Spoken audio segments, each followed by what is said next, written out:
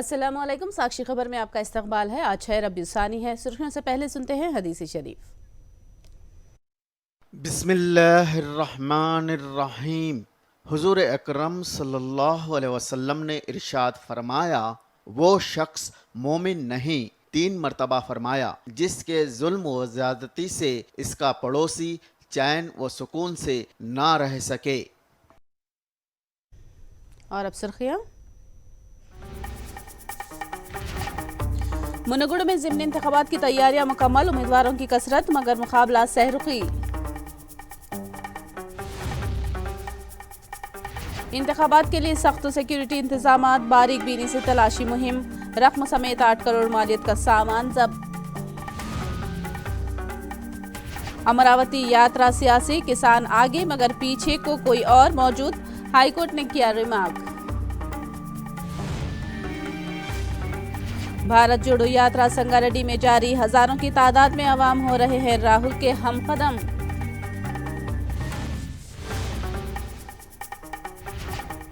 और अब तफसील। मुनगुड़ इंतखाब के पुरअमन इनेकाद के लिए इंतखाबी कमीशन ने तमाम तर इंतजामात किए हैं।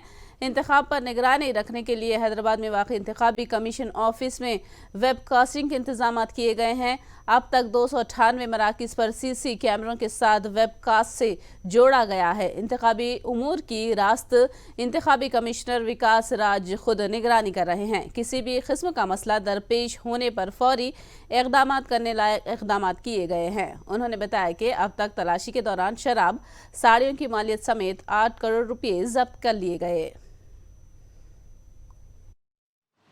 ఒక 102 టీమ్స్ ఈరోజు యాక్చువల్లీ పెంచేసి దాన్ని 117 చేశారు. టీమ్స్ పోలీసు రెవెన్యూ వాళ్ళు కలిపి ప్రతి విలేజ్కు పోయి కళ్యాణ మండపాలు ఇట్లాంటి పబ్లిక్ ప్లేసెస్ ఎక్కడైనా ఉంటే అద్దెకి ఎవరు ఉంటారు అక్కడ అట్లాంటి ప్లేసెస్, అదే కాకుండా ఎక్కడ ఇన్ఫర్మేషన్ వాళ్ళకి ఇల్లులో కూడా అద్దెకి ఉంటున్నారు అట్లాంటి ప్లేస్ని కూడా చెక్ చేసి దాన్ని కూడా క్లియర్ చేయించడానికి మొదలుపెట్టారు. రాత్రి కూడా మొత్తం చేశారు. ఈరోజు కూడా జరుగుతున్నాయి. అట్లాగే ఆల్మోస్ట్ ఎవ్రీ విలేజ్లో కూడా నాకాలు ఉన్నాయి. సో అది కూడా ఇప్పుడు చెక్ చేస్తున్నారు. ఈరోజు మార్నింగ్ డిస్ట్రిబ్యూషన్ కూడా స్టార్ట్ చేశారు. ఆల్రెడీ అంత మటీరియల్ చెక్ చేయడం జరిగింది. So they have started moving the material. Check చేసేసి ఈరోజు కూడా మూవ్ చేసేస్తారు. ఈరోజు మార్నింగ్ వరకు చూస్తే మీరు చెప్పినట్టు లాట్ ఆఫ్ ఈ పకడ్బందీగా ఈ టీమ్స్ పెట్టడం వల్ల 8 crores 2 lakh వరకు టోటల్ సరుకు పట్టుకున్నారు, ఇంక్లూడింగ్ క్యాష్. దాంట్లో కొంత గోల్డ్ పట్టుకున్నారు, కొంత సాడీసు, ఆఫ్ కోర్స్ క్యాష్, ఈ అంతా 3 కలిపి పట్టుకున్నారు. ఇంకా జరుగుతాయి, ఈరోజు కూడా కంటిన్యూ అవుతున్నాయి. ఆల్ చెక్ పోస్ట్ బార్డర్ ఏరియాస్లో కూడా కంటిన్యూ అవుతున్నాయి. సో ప్రశాంతంగా జరుగుతుంది. నిన్న ఒక ఘటన జరిగింది, దాని మీద కూడా కేసు నమోదు చేశారు.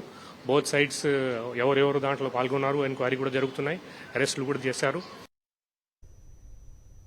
मुनगुड़ असेंबली हल्के में कल होने वाले ज़िमनी इलेक्शन की तैयारियां मुकम्मल कर ली गई हैं। पोलिंग अमला वोटिंग मशीनों के साथ मुतालिका पोलिंग बूथ पर पहुंच रहा है। कल सुबह 7 बजे से शाम 6 बजे तक पोलिंग होगी।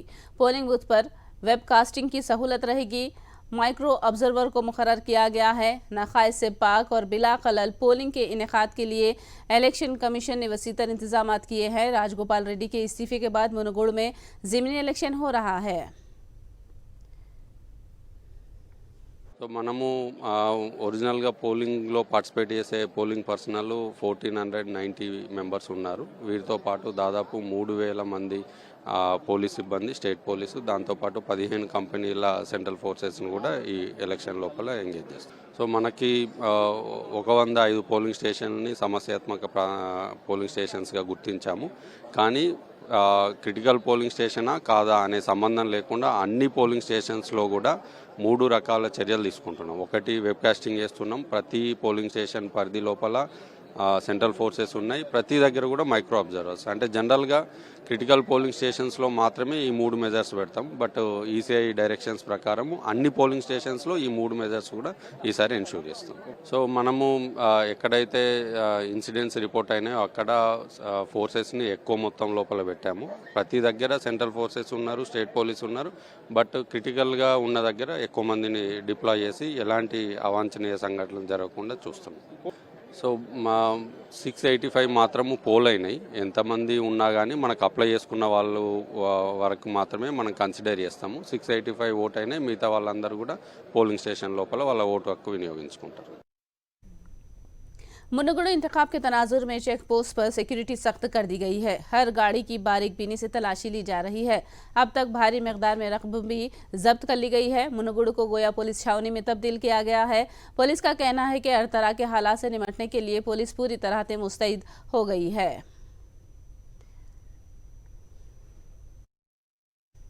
मुनगुड़ ज़िमनी इंतखाबात के पेश नज़र पुलिस ने सिक्योरिटी का कड़ा बंदोबस्त किया है।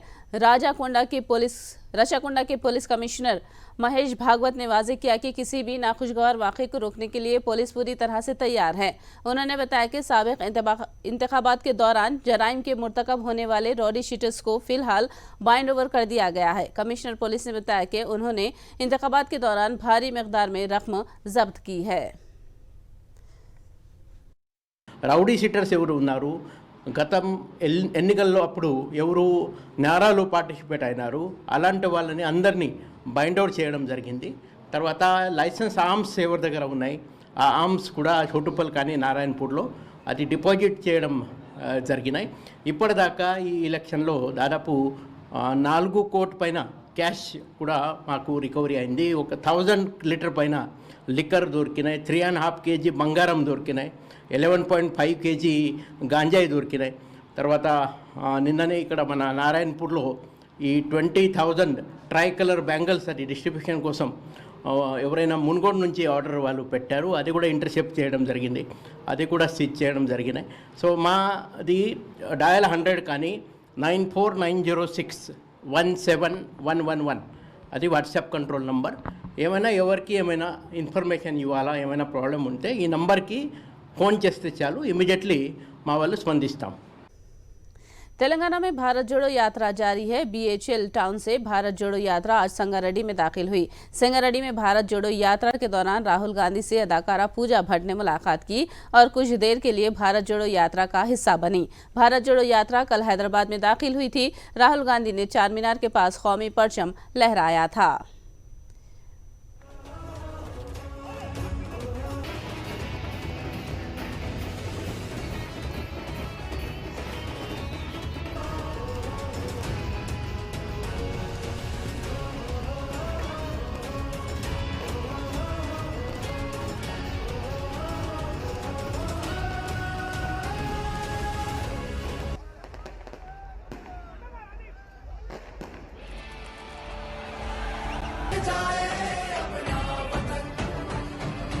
चली चली चली चली भारत जोड़ो यात्रा चली चली चली चली चली भारत जोड़ो यात्रा चली भारत जोड़ो यात्रा में राहुल गांधी ने इंसानियत का सबूत दिया है। राहुल से मिलने के दौरान एक ज़ईफ खातून गिर पड़ी तो राहुल गांधी ने खुद उस खातून को सहारा देकर उठाया और उसकी बिखरी हुई चप्पलों को उठाकर खातून को दिया। ज़ईफ खातून की मदद करने पर राहुल गांधी को अवाम की सताइश मिल रही है।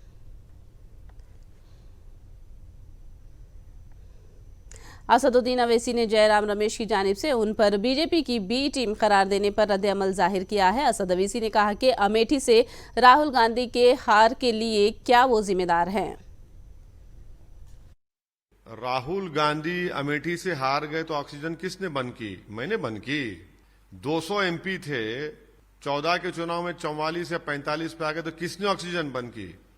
इन कांग्रेसियों को जो अहंकार में डूबे हुए हैं उनको ये समझ नहीं आता कि उनकी ऑक्सीजन कैसे बंद हो गई है।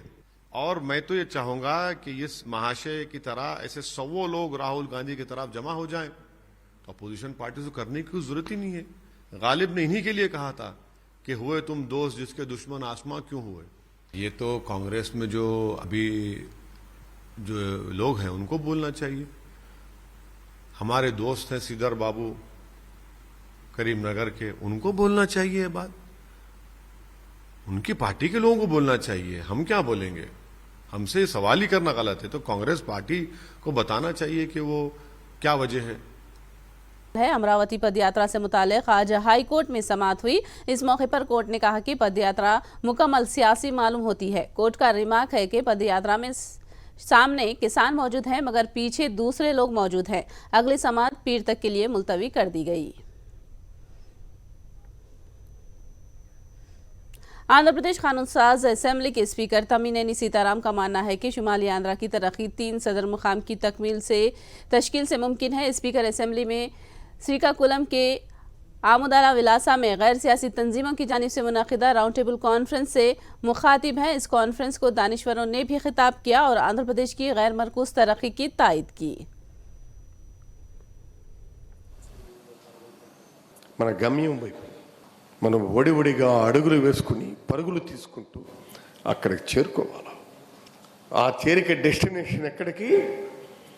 విశాఖ రాజధానికి డెస్టినేషన్ కోసం మనం బయలుదేరాలి. కర్నూలు న్యాయ రాజధానికి, అమరావతి శాసన రాజధానికి. ఇది జగన్మోహన్ రెడ్డి గారు ఏదో స్వార్థంతోనో లేదు ఎవరికో మరొకరికి, ముఖ్యమంత్రి గారు ఇంకొకరికి ఎవరికో వ్యతిరేకంగానో తీసుకున్న నిర్ణయం కాదు ఇది. దయచేసి మనం అర్థం చేసుకోవాలి. పునర్విభజన చట్టంలో ఆనాడు కాన్స్టిట్యూషనల్ బేస్ చేసుకొని కేంద్రం కమిటీని వేసింది. అంతకంటే ముందు ఒకటి ఉంది మనకి, శ్రీబాగ్ ఒప్పందం. ఆ తర్వాత విభజనలు జరిగాయి. చాలా రాష్ట్రాల్లో అనేక విభజనలు జరిగాయి. ఆ రాష్ట్రం పరిస్థితులకు అనుగుణంగా వాళ్ళు కూడా మల్టీ క్యాపిటల్ టౌన్స్ ఉన్నాయి. మేధావులు ప్రజలకి ఎక్కడైతే రేపు రాజధానులు ఉంటే బాగుంటాయో దూరదృష్టి కలిగినటువంటి వ్యక్తులు ఇచ్చినటువంటి సజెషన్స్ అన్ని, వాటిని కాలరాసి ఒక ప్రాంతాన్ని కేవలం అమరావతి రాజధాని నిర్మాణం జరిగి ఆ భూములకి ధరలు పెరిగి రెక్కలొచ్చి ఇన్సైడర్ ట్రేడింగ్ రియల్ ఎస్టేట్ చేసే దానికోసమని చెప్పి వాళ్ళ అన్నదానికి మనకు కనబడుతుందని 30,000 ఎకరాలు ఎందుకండి? ఎంత బాగా కట్టినా నువ్వు ఒక 2-3 ఎకరాలు ఈజ్ ఎనఫ్ ఫర్ us. वज़ीर-ए-आज़म नरेंद्र मोदी 11 नवंबर को विशाखापट्टनम का दौरा करने वाले हैं। चंद एक तरक्याती कामों का वज़ीर-ए-आज़म इफ्तिताह करेंगे। एमपी विजय साई रेड्डी ने बताया कि 12 नवंबर को एपी हुकूमत की जानिब से एयू इंजीनियरिंग कॉलेज में मुनाकिद किए जा रहे जलसे-ए-आम में शिरकत करेंगे। विजय साई रेड्डी ने वाज़ेह किया कि वज़ीर-ए-आज़म के दौरे का सियासी पार्टियों से क़तई ताल्लुक़ नहीं है। उन्होंने कहा कि वज़ीर-ए-आज़म के दौरे पर सियासत न की जाए। భారత ప్రధానమంత్రి గారు 11వ తారీఖు విశాఖపట్నానికి విచ్చేసి ఆ రాత్రి ఇక్కడే బస చేసి మొత్తం 7 ప్రోగ్రామ్స్ని ప్రధానమంత్రి గారు చేతుల మీదుగా శంకుస్థాపన చేయడం కానీ ప్రారంభోత్సవం చేయడం కానీ జరుగుతుంది. 12వ తారీఖు ఉదయం ప్రధానమంత్రి గారు బహిరంగ సభలో ప్రజలను ఉద్దేశించి ప్రసంగిస్తారు. మొత్తం ప్రోగ్రాం అంతా కూడా ఆంధ్ర రాష్ట్ర ప్రభుత్వం నిర్వహిస్తుంది. పార్టీలకు సంబంధం లేదు. ఏ ఒక్క రాజకీయ పార్టీ నిర్వహించట్లేదు. భారత ప్రధానమంత్రి గారే స్వయంగా రాష్ట్రానికి వస్తున్నప్పుడు ఇది ఒక రాష్ట్ర ప్రభుత్వ బాధ్యతగా తీసుకొని ఈ ప్రోగ్రామ్స్ అన్నీ కూడా ప్రభుత్వ ప్రోగ్రామ్స్ కాబట్టి ప్రభుత్వ పరంగా ఈ యొక్క ప్రోగ్రామ్స్ అన్నీ నడిపిస్తూ ఉన్నారు. అందుకే కలెక్టర్ గారు, సిపి గారు, జీవీఎంసీ కమిషనర్ గారు, ఇతర మిగతా డిపార్ట్మెంట్లన్నీ కూడా ఈరోజు ఈ యొక్క గ్రౌండ్ను పర్యవేక్షించి ఇక్కడ ఏ ఏర్పాట్లు చేయాలి అన్నటువంటి విషయం మీద నిర్ణయం తీసుకునేదానికి ఏయు బీసీ గారు కూడా ఈ యొక్క గ్రౌండ్ ఆంధ్ర యూనివర్సిటీ గ్రౌండ్ కాబట్టి ఆయన కూడా ఇక్కడికి రావడం జరిగింది. काकीनाडा में 100 बिस्तर वाले ईएसआई अस्पताल के तामीरी काम तेजी से जारी हैं। अस्पताल के तामीरी कामों का एमपी वेंगा गीता ने जायजा लिया। उन्होंने बताया कि तकरीबन 8 करोड़ की लागत से अस्पताल की तामीर की जा रही है। इस अस्पताल की तकमील के बाद तकरीबन 70,000 मुलाजिमीन के लिए तिब्बी सहूलियात फराहम होंगी। वहीं काकीनाडा में 50 बिस्तर वाले आयुर्वेद अस्पताल की तामीर के लिए 8 करोड़ रुपये जारी करने पर एमपी वेंगा गीता ने मसरत का इजहार किया है। ESI hospital 100 bedded hospital 100 crores ఇక్కడ శాంక్షన్ చేయడం జరిగింది లేబర్ డిపార్ట్మెంట్ నుంచి. మరి ఇది చాలా ప్రతిష్టాత్మకమైన హాస్పిటల్. ఇది ఎమ్మెల్యే గారు చంద్రశేఖర్ రెడ్డి గారు, మేము, అదేవిధంగా కన్నబాబు గారు అందరూ కూడా ఆశించి ఎట్టి పరిస్థితుల్లోనే ఇక్కడ రావాలని. ఎందుకంటే కార్మికులు సుమారు 75,000 మంది కార్మికులు ఉన్నారు. అనేక ఫ్యాక్టరీస్ ఉన్నాయి ఇక్కడ. ఇంకా కూడా ఎస్సీజెడ్ మనకి ఉంది కాబట్టి లాక్స్ ఆఫ్ పీపుల్ కార్మికులు పెరిగే సంఖ్య ఉంటుంది కాబట్టి తప్పనిసరిగా హాస్పిటల్ ఉండాలనేది మనకి ఈ నిజంగా కాకినాడ జిల్లాకి ఒక పెద్ద ఎసెట్ లాంటిది, సంజీవిని లాంటిది. ముఖ్యమంత్రి గారు జగన్మోహన్ రెడ్డి గారు ఏదైతే రాజశేఖర రెడ్డి గారు ఆరోగ్య ప్రదాతగా ఆయన అందరి హృదయాల్లో ఉండిపోయారో దానికి ఇంకా మించి ఈరోజు ముఖ్యమంత్రి జగన్మోహన్ రెడ్డి గారు ఆరోగ్య సేవలకి ప్రజలకి దగ్గరగా చేరువుగా అందుబాటులో ఎవ్వరు కూడా నాకు అనారోగ్యం వచ్చింది, నాకు ఇబ్బంది వచ్చింది అనే విధానం లేకుండా ఉండే విధంగా చాలా శ్రద్ధ తీసుకుంటున్నారు. तेलंगाना में डीजीपी दफ्तर के रूबरू एसआई और कांस्टेबल के ओहदेदारों ने एहतजाजी धरना दिया। हाल ही में मुनक़िदा एसआई और कांस्टेबल के इम्तिहानात में धांधलियों का इल्ज़ाम लगाया। उम्मीदवारों की शिकायत है कि कांस्टेबल इम्तिहान में 22 और एसआई के इम्तिहान में 7 सवालात गलत दर्ज किए गए थे। उम्मीदवारों का कहना है कि मनफी निशानात रखकर उम्मीदवारों के साथ नाइंसाफ़ी की जा रही है। साथ में WC रिजर्वेशन पर अमल करने की भी उम्मीदवारों ने शिकायत की है। एहतजाजी उम्मीदवारों ने वज़ीर आला केसीआर से मुदाखलत की दरख्वास्त करते हुए उनके साथ इंसाफ करने का मुतालबा किया। నోటిఫికేషన్ వచ్చినప్పటి నుంచి కూడా ఇప్పటి వరకు కానిస్టేబుల్ అభ్యర్థులు కానీ ఎస్ఐ అభ్యర్థులు కానీ ప్రశాంతంగా పడుకున్న స్టూడెంట్స్ లేరు ఇప్పటి వరకు.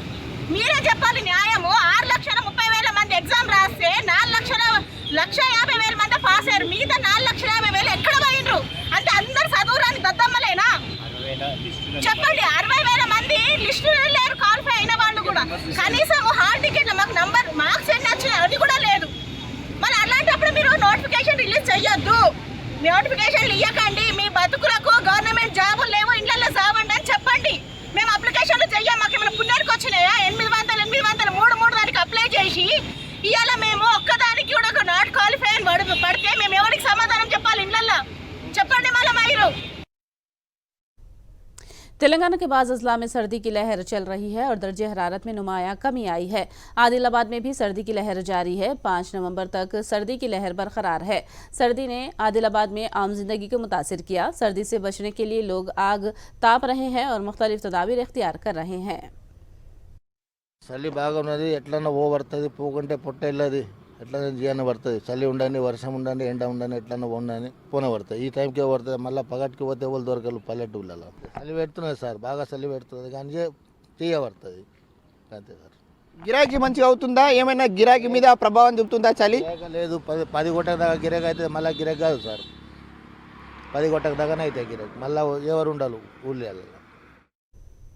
राजस्थान में कांग्रेस में सियासी ड्रामा जारी है। वज़ीर-ए-आज़म मोदी की जानिब से वज़ीर आला अशोक गहलोत की तायद करने पर सचिन पायलट ने रद्द-ए-अमल दिया है। सचिन पायलट ने कहा कि हमने देखा है जब क्या हुआ। मोदी ने गुलाम नबी आज़ाद की तायद की थी। उन्होंने पार्टी हाई कमान के हुक्म के खिलाफ वर्जी करने वाले MLAs के खिलाफ कार्रवाई पर जोर दिया। 25 सितंबर को एक CLP की मीटिंग कॉल की गई थी। वो मीटिंग हो नहीं पाई और उसके लिए खुद मुख्यमंत्री जी ने सॉरी फील किया और माफ़ी मांगी पार्टी से भी और हमारी पूर्व अध्यक्ष सोनिया गांधी जी से भी। उस सब का संज्ञान लेने के बाद AICC ने इसको एक इनडिसिप्लिन का मामला माना और फिर 3 लोगों को नोटिस दिया गया। तो मुझे विश्वास है कि खड़गे साहब, क्योंकि अभी वो नए अध्यक्ष बने हैं, पदभार संभाला है और जल्द इस पर निर्णय लेंगे। क्योंकि ऐसा तो हो नहीं सकता कि इंडिसिप्लिन माना गया, नोटिस दिया गया, जवाब मांगा गया और उसके बाद कोई भी निर्णय ना लिया जाए। निर्णय लिया जाएगा और जल्द लिया जाएगा, मैं ऐसा मानता हूँ। और राजस्थान में भी जो ये इंडिसीजन का जो माहौल बना हुआ है उसको भी समाप्त करने का मुझे लगता है समय आ गया और बहुत जल्द पार्टी इस पर कार्रवाई करेगी।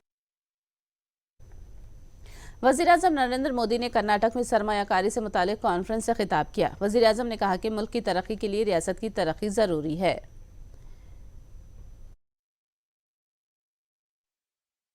मीट का आयोजन कर्नाटका में हो रहा है। ये आयोजन कॉम्पिटिटिव और कोऑपरेटिव फेडरलिज्म का सटीक उदाहरण है। भारत में मैन्युफैक्चरिंग और प्रोफेशनल और प्रोडक्शन काफी हद तक राज्यों के नीति निर्णयों पर, नियंत्रण पर बहुत निर्भर होता है। इसलिए अगर भारत को आगे बढ़ना है तो राज्यों का आगे बढ़ना जरूरी है। ग्लोबल इन्वेस्टर्स मीट के जरिए राज्य स्पेसिफिक सेक्टर्स में खुद दूसरे देशों के साथ पार्टनरशिप कर रहे हैं, ये बहुत अच्छी बात है। गुजरात के मोरबी ब्रिज सानेह में हलाक होने वाले महलूकीन की तादाद 135 तक पहुंच गई है। एनडीआरएफ की टीमें अभी भी लाशों को नदी से निकालने के काम में मसरूफ है। अभी 2-3 लाशों के मिलने की तवक्को की जा रही है।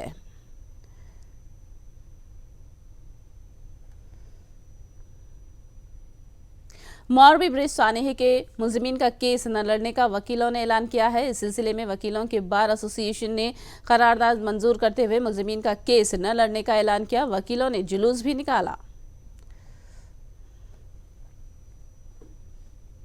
कोहर और सर्द मौसम शुमाल से जुनूबी रियासतों में दाखिल हो रहा है और दर्जे हरारत में कमी देखी जा रही है। दिल्ली में कम से कम दर्जे हरारत 15 डिग्री सेल्सियस दर्ज किया गया है। कोहर की वजह से आसमान धुंधला दिख रहा है, जिससे आमद-ओ-रफ्त में मुश्किलात पेश आ रही हैं। दिल्ली और एनसीआर में फिजाई आलूदगी में इजाफा हुआ है। और आप देख रहे हैं जिस तरीके से प्रदूषण आजकल दिल्ली में हो रहा है, और आप आई थिंक जनता जो है वो परेशान है, क्योंकि आंखों में जलन हो रही है, सांस लेने में दिक्कत आ रही है। और आप देखिएगा कि इतने सालों में जो सिचुएशन ख़राब हुई है उसकी ज़िम्मेदारी किसको आप देते हैं? मैं मानती हूँ कि जो सरकार अभी आज राज कर रही है देश में और प्रदेश में, उनका पूरा दायित्व बनता है कि वो जनता को पूर्ण तरीके से एक ऐसी स्ट्रैटेजी बनाए ताकि लोग परेशान ना हो। मुझे लगता है कि जो रोड्स हैं दे शुड बी वाटर, उस पर जितना हो सके water they should spray on the roads so that. आखिर में सुर्खियां एक बार फिर। मुनगुड़ में ज़िमनी इंतखाबात की तैयारियां मुकम्मल, उम्मीदवारों की कसरत मगर मुकाबला सहरुखी।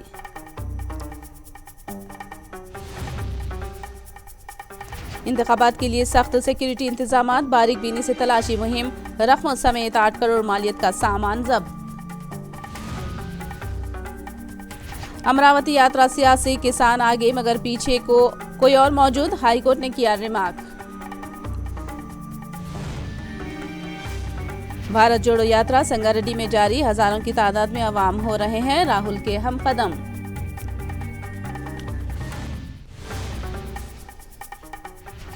साक्षी खबर में फिलहाल इतना ही। साक्षी टीवी पर खबरों का सिलसिला जारी रहेगा।